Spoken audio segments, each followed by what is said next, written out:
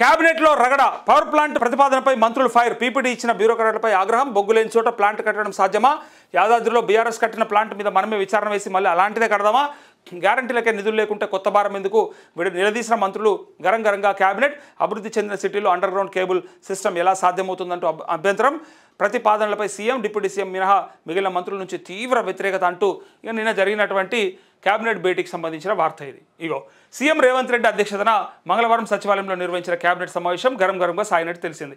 విద్యుత్ రంగ సంస్కరణలో భాగంగా 3వ డిస్కమ్ ఏర్పాటు అండర్ గ్రౌండ్ కేబుల్ సిస్టమ్ కొత్త పవర్ ప్లాంట్ ప్రతిపాదనలు మంత్రులు ముక్తకంఠంతో వ్యతిరేకించినట్టు సమాచారం.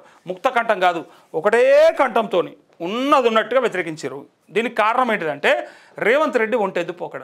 పైగా నల్లగొండ జిల్లాలో డీసీసీ అధ్యక్షుడిగా ఒక ఆయనను పెట్టారు. ఆ పర్సన్ ఎవరైతే ఉన్నారో అంతకంటే ముందు బండబూతులు తిట్టినోడు ఏడా గాంధీ భవన్ కాడ నిలబడి అలాంటి ఆయనని ఇలా డీసీసీ అధ్యక్షుడిగా పెట్టిండని చెప్పి కోమటిరెడ్డి వెంకటరెడ్డి లుల్లి పెడతా ఉన్నాడు. ఆల్రెడీ లెటర్ రాసిండు ఎస్పీకి, ఇటు పక్క రేవంత్ రెడ్డికి కూడా. ఎవరిని తెచ్చిర్రు, ఎట్లా పెడుతురు, ఎవరిని తెచ్చి నా ఎత్తి మీద పెడుతురు అంటే ఈయన జిల్లా మంత్రి అయినప్పటికీ రాష్ట్ర మంత్రి ఆ జిల్లాకు సంబంధించినటువంటి శాసనసభ్యుడు అయినప్పటికీ ఆ జిల్లాలో ప్రోటోకాల్ ప్రకారంగా ఆయన జిల్లా అధ్యక్షుడు కదా పార్టీ పరంగా చూసుకుంటే. సో ఆయనను ఎట్లా పెడతారో అది నా అనుమతి లేకుండా నాకు సంబంధం లేకుండా అని చెప్పి లొల్లి చేస్తా ఉన్నాడు. సో అట్లాంటివి చాలా ఉన్నాయి లోపల. కొండా సురేఖ పొంగులేటి మధ్య ఒక పంచాయతీ, పొన్నం ప్రభాకర్ అట్లే అడ్లూరు లక్ష్మణ్ మధ్య ఇంకొక పంచాయతీ, ఇట్లా మంత్రుల మధ్యలో కూడా సఖ్యత లేదు. ఇగో సో ముక్తకంఠంతో వ్యతిరేకించినట్టు సమాచారం. బీఆర్ఎస్ హయాంలో నిర్మించిన వైటీపీపీ మీదనే విచారణకు ఆదేశించిన మనం మళ్ళీ కొత్తగా థర్మల్ పవర్ ప్రాజెక్టు ప్రతిపాదనలు ఎందుకు తీసుకొచ్చినట్టని మంత్రులు ఉత్తమ్ కుమార్ రెడ్డి, శ్రీధర్ బాబు, పొన్నం ప్రభాకర్ తీవ్ర అభ్యంతరం చేసినట్టు తెలిపింది. అండర్ గ్రౌండ్ కేబుల్ సిస్టమ్ అనేది ప్లాంట్ సిటీలకు బాగుంటది కానీ ఇప్పటికే వెల్ డెవలప్డ్ సిటీలో అండర్ గ్రౌండ్ కేబుల్ నిర్మాణం ప్రాక్టికల్ గా ఎట్లా సాధ్యమవుతుందా? ఇప్పుడు కొత్తగా సిటీ కడుతున్నారు, కొత్తగా డెవలప్ అవుతుందంటే సాధ్యమవుతుంది. కానీ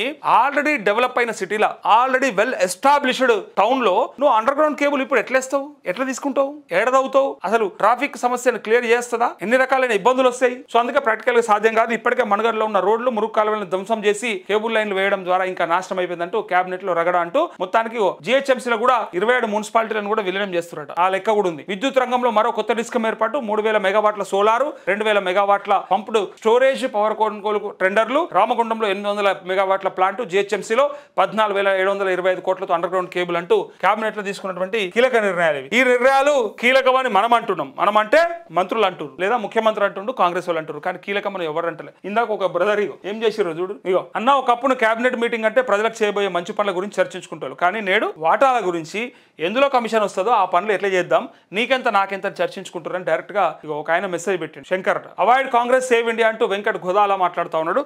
సో మనీకి మందుకు అమ్ముడు పోకండి సర్పంచ్ ఎలక్షన్లోనే బాలచంద్ర అంటా ఉండు. నిజామాబాద్ లో ఘోరమన్న హాస్పిటల్ రోజుకి 20,000 అంటూ నిజామాబాద్లో కాదన్నా అంతటా అట్లా అయిపోయింది. దారుణం అంటే దారుణం అయిపోయింది. దోపిడికి ఎగబడ్డారు అట్లా. అదో మెడికల్ మాఫియా అది. సీఎం ఇలాకాలో రైతుల అరిగోస మద్దతు ధర కోసం రోడ్డెక్కిన పత్తి రైతులు, బీఆర్ఎస్ ఆధ్వర్యంలో మెరుపు ధర్నా, రైతుల గోస పట్టని సర్కారిది, రేవంత్ బంధువుల భూములున్న చోట అభివృద్ధి, మాజీ ఎమ్మెల్యే నరేందర్ రెడ్డి ఆగ్రహం, నారాయణపేట జిల్లా కోసిగిలో ఆందోళన అంటూ ఇలా సీఎంకు సంబంధించినటువంటి జిల్లాలో ఆయన ఇలాకాలోనే రైతులు ఆగమైపోతా ఉన్నారు. ఇంకా ఏ రైతుల్ని బాగు చేసినావు, ఏ రైతుల కోసానికి నీ ప్రభుత్వం, ఏ రైతుల కోసానికి ప్రజాపాలన, మరి ఎందుకోసానికి ఇవన్నీ కూడా ఏమనంటే మళ్ళా రైతుల కోసానికి 1000 కోట్ల బడ్జెట్ పెడతా ఉన్నాం. ఎక్కడుంది నీ 1000 కోట్ల బడ్జెట్? ఏమనికి అక్కడికి వచ్చింది? ఏ రుణమాఫీ కంప్లీట్ చేసినావు, ఏ రైతు భరోసా బరాబర్ చేసినావు, ఏ బీమా మంచిగా కట్టినావు, ఏడ కరెంటు చక్కగా ఇస్తున్నావు, ఎవరికి నీళ్ళు ఇస్తున్నావు, ఏమవుతుంది తెలుస్తలేదా? నీ రైతులే గోసపడతా ఉన్నారు. పత్తి రైతుల్ని అది గోస పుచ్చుకుంటా ఉన్నావు, ఇబ్బంది పెడతా ఉన్నావు.